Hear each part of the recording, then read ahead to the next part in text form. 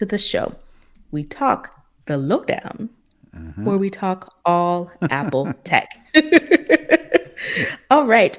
First up, last week we went through a whole bunch of software, hardware expectations that were coming. We were supposed to get new software on the 24th and new hardware on the 26th. On the 24th, late to me, I might add, we got new iPad software. So iPadOS 16.1, iPhone update iOS 16.1. We got an update to macOS to macOS 13, better known as Ventura. And we also got a watchOS 9.1 update as well. So I want to kick it off with faves. Did you have any faves from any of these software drops? Favorites. I can't say that I do have any favorites. Um, yeah, I'm trying to rack my brain to figure out what like thing that blows me away. The only thing I can think of in general is Stage Manager for. Well, I do have one thing. Duh. Um, the continuity camera, which we'll probably Mhm. get into in a little bit. I'm actually using it right now for my video for this show. So if you're watching this actually on live, or you watch us on replay, or you watch us on YouTube, I'm actually using my iPhone 12 as my webcam. For those who don't know, I've been having issues with this high end webcam that I purchased. And since macOS Ventura came out with the continuity camera, I actually connected my phone. Well, so let me back up. With continuity camera, you can wirelessly use your phone as a webcam, but only if you're using native Apple apps. So FaceTime, if you're using QuickTime Player, maybe if you're using like Zoom or Teams, like those specific web conferencing things. But mainly it's wireless. So all you got to do is bring your phone near your computer and it will detect and let you choose it as a camera. Can't do that for everything. For example, we use a recording software called Melon, and Nica will tell you she was having issues using her camera because not all third-party apps support the wireless continuity camera. But if you actually plug your phone into your computer, then that'll pop it up as a choice of camera that you want to use, and it works fine. So that would be the thing that I like the most, because I was already having problems with my camera. So this actual continuity camera thing came in a clutch. The only other thing that I've been playing with Mhm. is a stage manager, and you got to get Mhm. used to it. So I can't really tell you I love it or I hate it yet, because I've been trying to use it on both my iPhone. I'm sorry, both on my Mac with macOS Ventura and for iPadOS 16.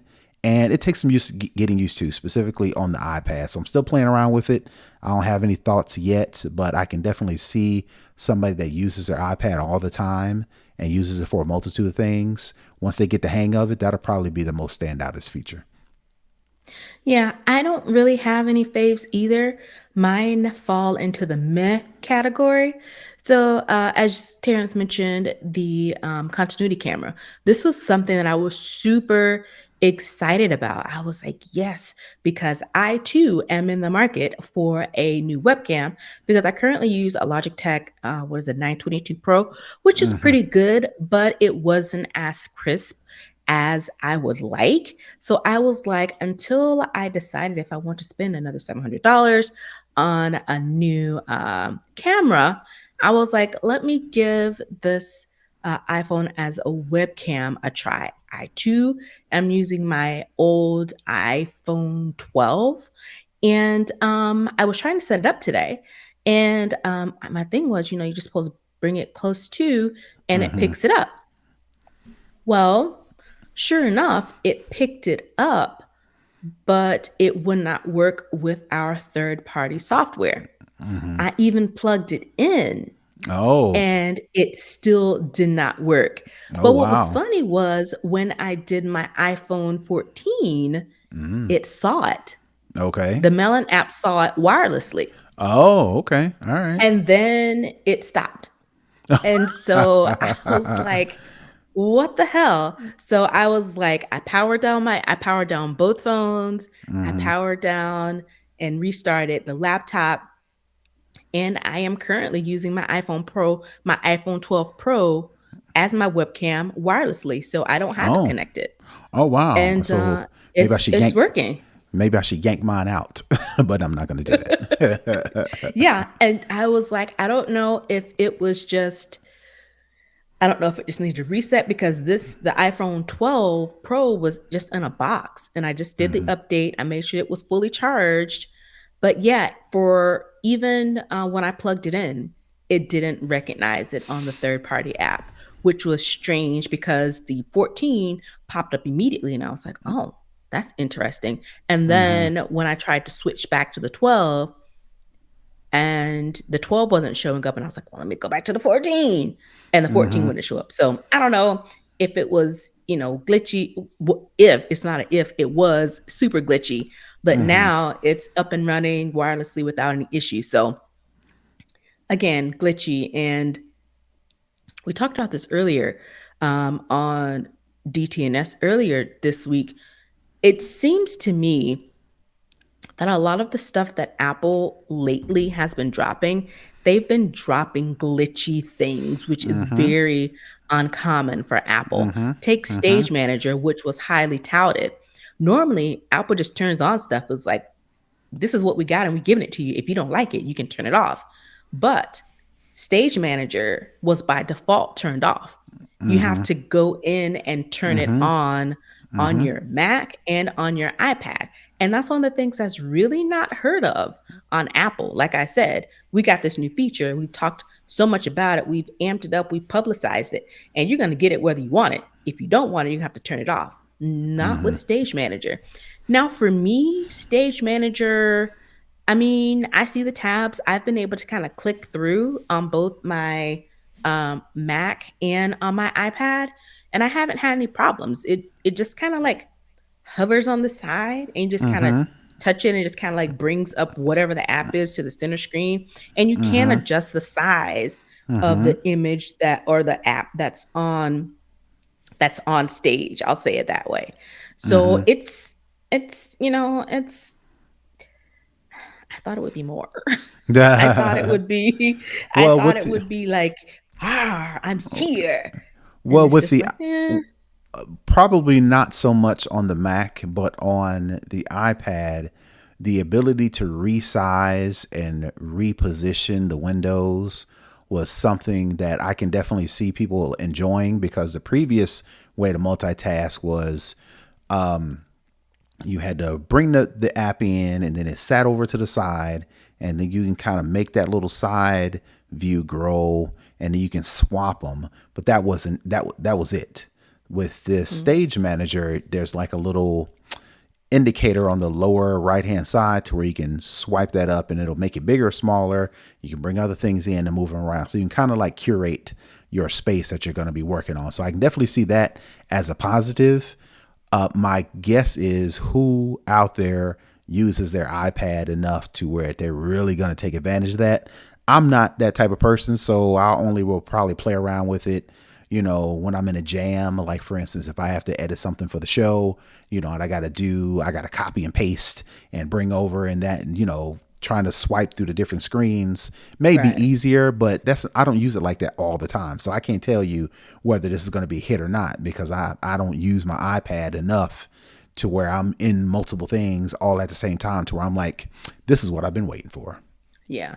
I think this is really, now that I think about it, when it first came out, I was super excited. When it was first announced, I was super excited about it. But now I think it's more for power users. So for someone whose primary device is their iPad, they'll probably get a huge use out of this. But for, you know, occasional users like myself, or if it's something targeted, then sure, but I don't think I use it enough to get the full advantage of Stage Manager. So I was a Right. little disappointed by that. And honestly, the connection stuff with the continuity camera was a little annoying to me, but it Right. appears that some people it connects, seamlessly without issues. So, again, It's one of those things where, you know, no faves so far. It's all been kind of meh to me. Did you try out the what is it, the live activities? No, because there hardly isn't any. Well, I take it back. Let me not say that. There isn't any that I use, right? Okay. I'm not a sports fanatic like that. So I'm not itching to get sports activities. You got to download a separate app to get and the app has to be compatible with live activities. And one of the couple that I would consider using, but I really don't need them all that much, would be a Mm. sports scores app and then a weather app. There's a Carrot Weather, which is one of the more popular weather apps for iOS users.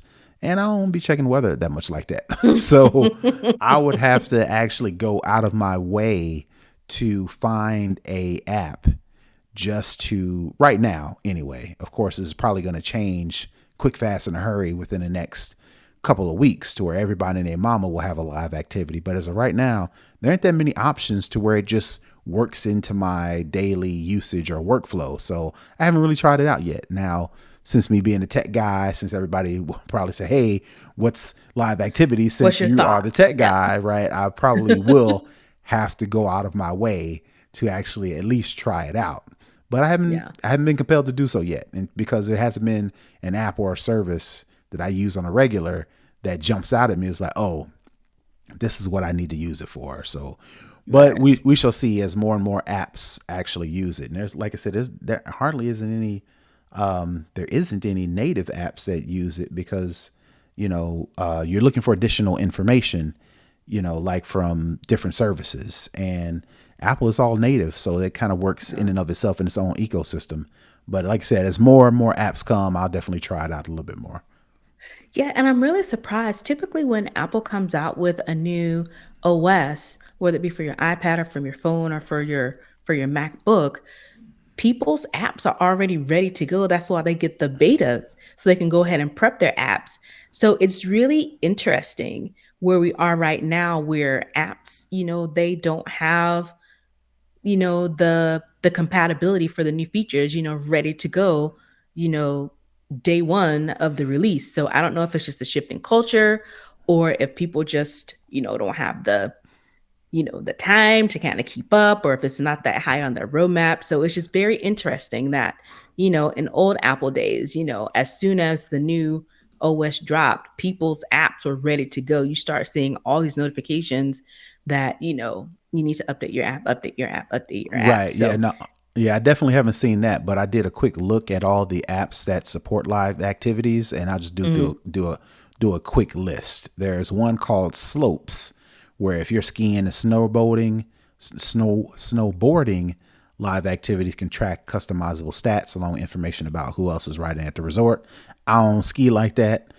Flighty, which is a flight tracking app. Now I could have used that last week, but I just yeah, needed to check it one or two times. I wasn't actually on the flight, but if mhm. you fly a lot, there's a Flighty app to where you can track upcoming and in progress flights. Live activity implementation shows the lock screen 3 hours before a flight, offering up necessary information like departure gate, flight status, booking code, seat number, and more. Again, I don't fly like that.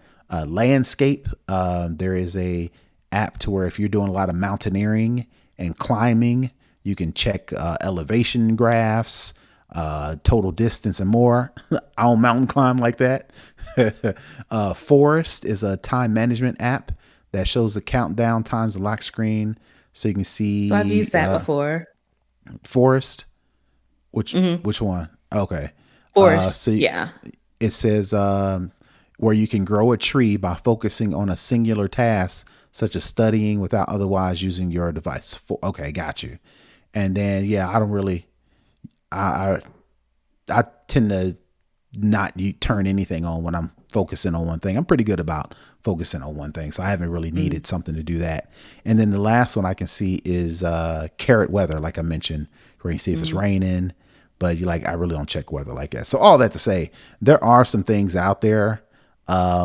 They just don't fit in my daily use yeah, case to like, oh, let me go get that so I can test it out. yeah. Hopefully, more apps will come online in the coming days so people can really get to use it. So, I think with 16.1, this is pretty much a lot of the features that were supposed to come in 16 that were Hmm. delayed. So I have on here wish list, but I think pretty much this wraps up what was supposed to be in the original iOS or iPadOS 16. So I Okay. can't think off the top if there's any wish list thing that I would like for them to include. I was thinking, was there some sort of audio something that they were supposed to do? Was it, maybe that already came in? Something about sharing. I No, think that's it. all the The sharing share stuff is, play. Yeah. yeah, all I that was share thinking play share stuff is, play. yeah, it's in there. You just have Yeah. to probably just had to take the time to try it out. Yeah. One of the things that I want is, and I lost it that fast. uh, like that fast. What was it? Um, I can't believe I lost it that fast. What was it? Um, Good That's grief. part of getting older. I was like, getting older is all about walking to a room and not realizing what you walked in there for. Walking to the fridge, not realizing what you went in there for. There's a Walking good to the closet, not there's realizing what you went in there for. there's a good follow on Twitter. His name is Joshua Neal, I think his name is. Mm. We'll put it in the show notes or something. He's a good follow, and he has a hilarious skit about him talking to his brain, and his brain telling him to, go up to. He comes in the room and he's couldn't remember what it was. And he's actually talking to his brain, and his brain is like, "Go downstairs and I'll tell you what you came up here for." So he's kind of wrestling with himself. I don't want to go down here, and then his brain is like, "Yeah, you're gonna have to go down and do it." So he gets down, and and his brain yells to him, "Your charger," and then he kind of breaks down. So definitely follow Joshua Neal. He's a good follow on Twitter. So I definitely do that. And I was trying to stall. What is it? For it to The come wish back. list. We were talking It about was some. share Oh, play. I remember what it is. The ability to see reminders in the calendar app. So what I mean by that is Um, you can create a reminder, and it just be a reminder, right? mm, And if any time you need to be like, okay, well, what was I supposed to do?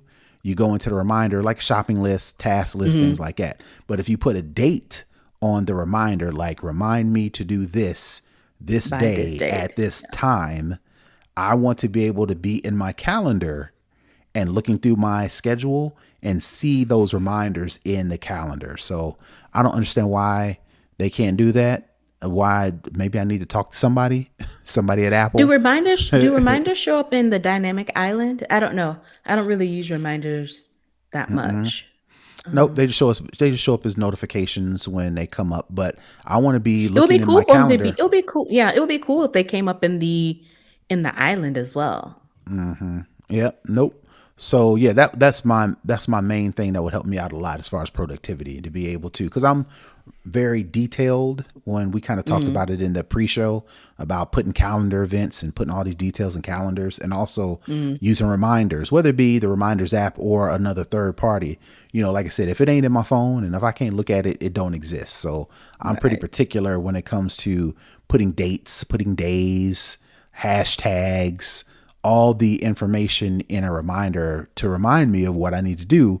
And it would be nice to be able to see all of that in the calendar app. So in addition, just looking up at schedules, events, meetings, I want to see reminders as well. So that'd be the number one thing I want to see Apple implement in upcoming iOS, if not in a release later, like a bump update. Cool. That would be cool. All right. So, if any of you have any thoughts on any of the software that dropped on Monday, definitely hit us up on our social media. We're on Twitter, Facebook, and Instagram at SnobOScast everywhere, or you can shoot us an email, snoboscast@gmail.com, or you can just head over to our website, snoboscast.com, to get all that stuff I just said of where we Right. are. And another thing, before you move on, Apple like Uh-huh. today announced iOS 15.7.1, and that's to patch some security updates, some serious security updates. Now, Oh, you're asking, well, we're already talking about iOS 16 and 16.1. Well, there are some devices out there like the iPhone 6S, iPhone 7. Yeah, iPhone 7 and down cannot update to iOS 16. So Apple still patches those devices specifically for security updates. So if you have an iPhone 6, an iPhone 7, an iPhone 7 Plus, the first generation iPhone SE, you definitely need to install iOS 15.7.1. Let me see if I can look through the release, some of the important Release notes. information. Let me see if I can find it real quick. Let's see. It just says security enhancements, so I had to do a little bit more, a little digging. But I know it's definitely some security patches, some things, some exploits, things of that nature. So just a heads up, if you're on an older iPhone 7 and down, you definitely want to update to 15.7.1. That was just released like this week. Cool. All right. So let's get into some other topics.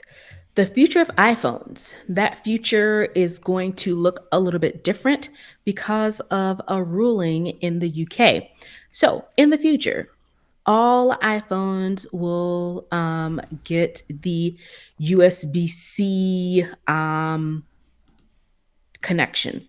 Mm-hmm. So the president, no, the vice president of um, their marketing Mm-hmm. confirmed that Apple will indeed comply with the EU regulations regarding USB C. I think we talked about this before, and it was one of those questions where how will Apple try and wiggle out of this? Will they acquiesce? Will they fight back? Well, according to Greg Joswiak, Mm-hmm. that's a mouthful, who, like I said, is Apple's VP of Worldwide Marketing, better known as Jaws, apparently. He did a talk at the Wall Street Journal's Tech Live event just this Tuesday. And then he said, quote, obviously, we'll have to comply. We have no choice.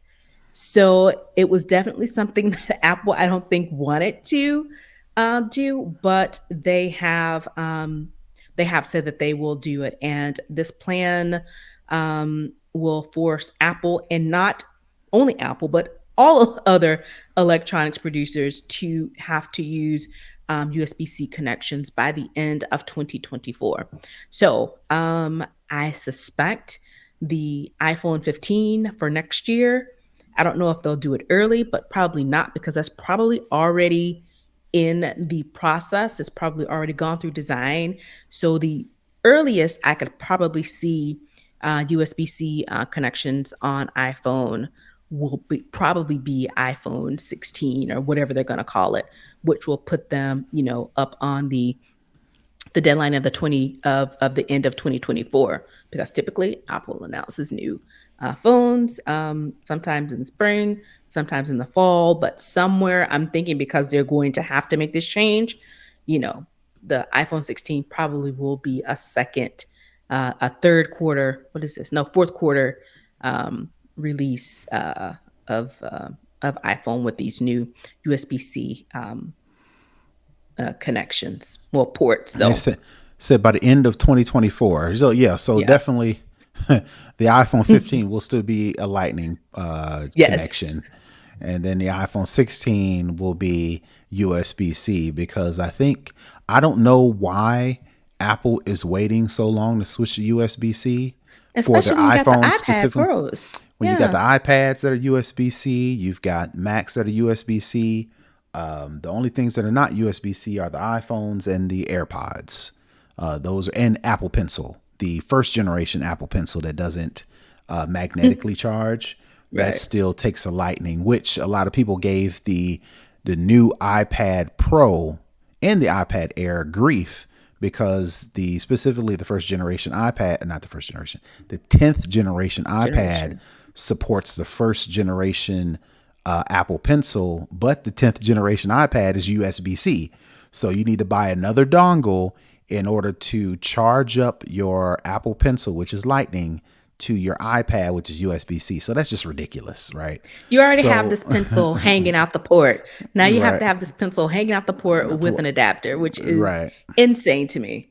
right. That's ridiculous. So, Yeah. um, I wonder if it they have just makes inventory they're just trying to use because it makes really no sense. Like you said, it really makes no sense. Yeah, Like I'm why? assuming I'm assuming they have a reason. Apple's never been the one to just do stuff because people said so. But if this is Right. a ruling, then they will comply. But it won't be on some expect the next generation iPhone to have USB C. No, it's going to be Lightning until till they have no Right. choice but to comply because clearly they wasn't making any plans to To do do this it. anytime soon. They were going to Mm-mm. do it. It just wasn't going to be anytime Eventually, soon. but not in the next 2 years. Right. Well, year And and a maybe half now because we're at the end of 2022 already. and maybe it was, which is why Jaws was like, I mean, it is what it Eh, is. Maybe they already had those plans, so they're kind of like, we was going to do it anyway. So okay, why all not? right. Exactly. So keep an eye on that because that is coming. Also, I saw this as well today, and I was like, this is a bit interesting kind of take on how Apple handles security issues.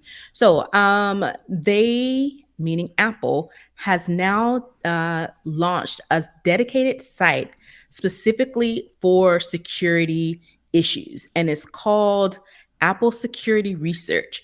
So this website allows you, and I'm not sure many people know, but there are these things called bounties. If you can find a huge flaw in software, not just with Apple, but with a lot of companies, you can get a quote unquote bounty, meaning reward for finding these types of vulnerabilities.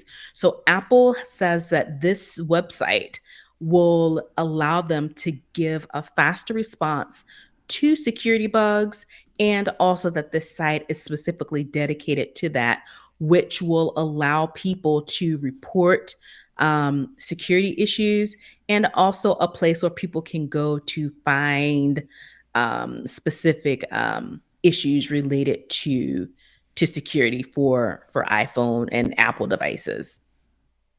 All right. That'll definitely come in handy for people who specifically that's their job, not their job, but that's their get a rise out of finding bugs that Apple has left behind, which has been a lot recently. So, at the very least, Apple's like, all right. So we'll just go ahead and open up the site and make it official. This is what y'all need to do. If y'all find some bugs, we thank you. We appreciate it. And we will give you a little scroll scratch on the side. Yeah, because Apple is saying that, quote, it is incredibly proud to have awarded researchers nearly 20 million in total payments as it relates to its bounty program since its inception. And they say this includes payments of 20 separate rewards over $100,000. So if you got the time, you can make you a nice little bank by scouring Apple software to see if you can find a security flaw. So this is just another way I think that they are trying to. I don't want to just say that they're doing something as it relates to security because obviously they are, and obviously they're putting money behind it. But this is just another uh, thing that they've put out into the ecosystem. And Apple said it's accepting applications for the security research device from now until November 30th of this year. So you have about a month if you want to sign up to be a part of this program. It says only a limited number of devices will be made each year.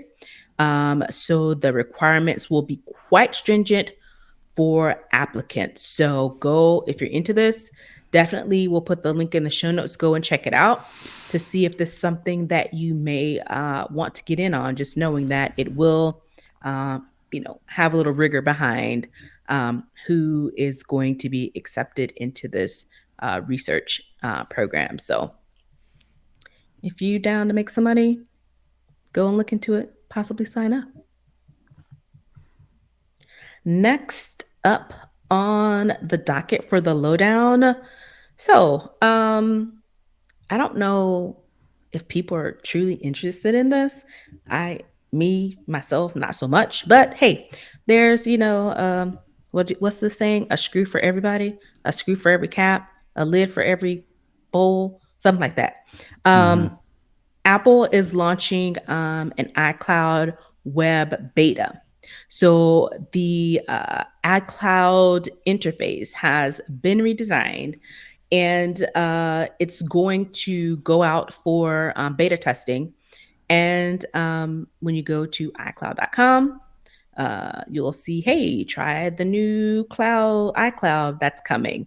And what's included in this beta version, it says, I'm reading this article from BGR that says it offers a more customizable design with a tile based interface that shows your iCloud subscription and several apps that can be customized. Users will see iCloud subscriptions, photo apps with recent photos, mail with recent messages, iCloud Drive with latest files, a tile with all the apps available for the beta iCloud web version, Notes app with the recent notes, and a button to customize the homepage. So if you're one of those people who has like a large iCloud storage, or you pay the extra to get the bigger cloud platform. Mm-hmm. If that's you and you don't want to manage it from your phone, there's this beta that you can use to see if it, I guess, makes it easier for you to manage your storage. Yeah, head on over to iCloud.com and or which will reroute you, or you can just go straight to beta.icloud.com. So this is for people. I give you an example of a perfect use case for this. Somebody has a job and they either can't look at or can't physically bring their Apple devices into their workplace, but they still want to be able to manage their, they want to see their email, they want to check their photos, check their calendar. They can go on which is, I mean, again, do this at your own risk, but you can use your work computer, go to this iCloudbeta.com or just go to iCloud.com in general, because iCloud, you can still go to iCloud.com, sign Mhm. in, and then you can take a look at your pictures. You can check your email, check your calendar events, manage your storage or whatever the case may be without actually having to touch your devices. This definitely comes in handy. Like if you lose your devices, say for instance, you're on a trip and you lose your iPad, you lose your iPhone, you lose your Mac, but you still need to get important stuff off like flight itineraries or important confirmation emails or whatever the case may be. You can go on like to the, business office area of the hotel or wherever, log into a computer, log into your iCloud account and get that information. So it's just another way for you to manage your iCloud account if you don't have one of your devices on you, which is hard to believe, but of course is one of those things where it's better to have it, not need it, They than need need it it, not then. have it. Right. And again, as Terrance mentioned, logging into maybe a secure facility where you're not allowed to bring in your phone, do that at your own risk, because if you do have if you work somewhere where they won't allow you to bring your device in, there may be some other security measures around accessing that on Mm-hmm. your work phone or work computer or laptop or whatever the case may be. So use your discretion at that. So it is unclear when this will come out of beta and be the I completely lost the word. The shoot, I should know this. The gold build Mm-hmm. of this of the new iCloud web interface. So if this is your jam, or if you do rather if you rather manage your cloud storage on a web-based type device, then this is your jam. But I did want to mention this because I didn't want to lose it. So you can't track an AirTag item in this current iteration. So um, you can track your other devices, meaning your Apple Watch or your AirPods. You just can't track items that have the AirTag on it. So just keep that in mind as well if you decide to use this particular feature.